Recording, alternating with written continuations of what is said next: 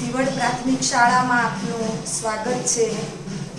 શિક્ષણની વિવિધ પ્રક્રિયાઓમાં નાટ્યકરણ પદ્ધતિ દ્વારા શીખવાની જે પ્રક્રિયા છે તેના દ્વારા બાળકોને સંવાદ કરવાની અને પોતાની જે શૈલી છે એને રજૂ કરવાની તક મળે છે.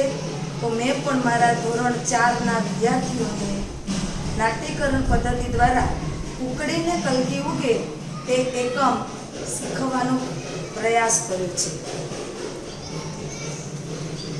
ધોરણ 4 એકમ 2 ઉકળીને કલગી ઉગે. ધોરણ 4ના બાળ મિત્રો આ નાટ્યકરણ કરે છે, તો આપ સૌ જુઓ અને લાઈક કરો.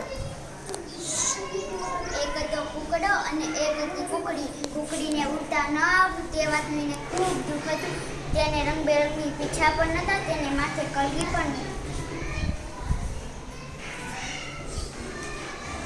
મને તો એક જ વાતનું દુઃખ છે, મારે માથે કલગી નથી અને મારે હું ઉડી શકતી નથી.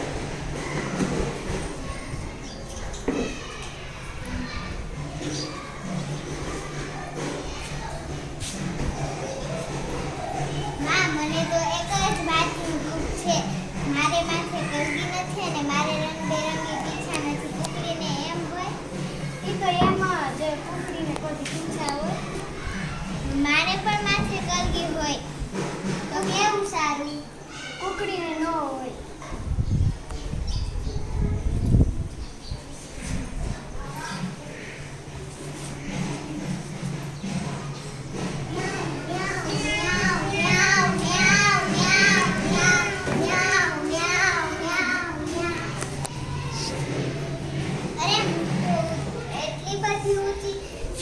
હું તો પથરા પર ચડી ગઈ.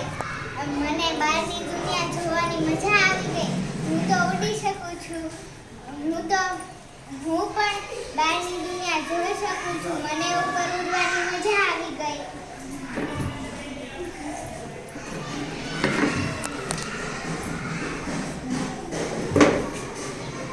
કુકડો કુકડીને નીચીને જોયે છે.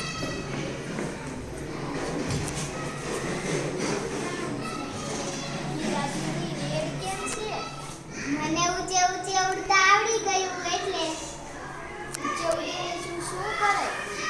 એ બધી કુકડીઓ ન ઉડે તો મારે પણ ન ઉડવું. હું તો ઊંચે ઊંચે ઉડી.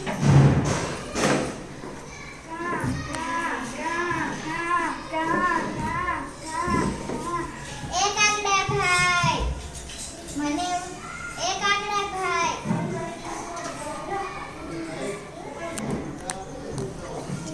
મને ઊંચે ઉડતા આવડી ગયું.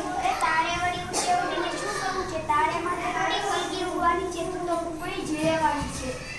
મારે ઉડીને ન ઉડે, તારે શું જોઈ લે છે? મારે પણ કોક દિવસે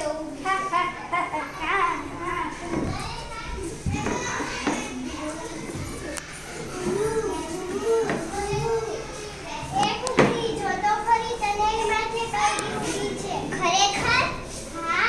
આજ તો વળી જો તને મારી વાત ખોટી લાગતી હોય તો પૂછ પેલી ચકલીને અને પેલા દોડતા કાગડાને.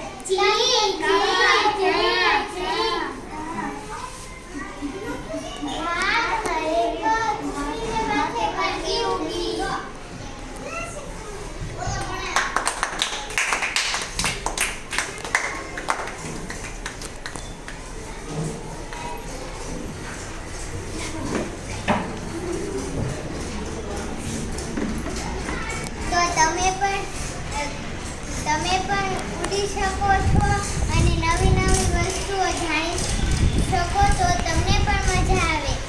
મને પણ ઉડવાની મજા આવે.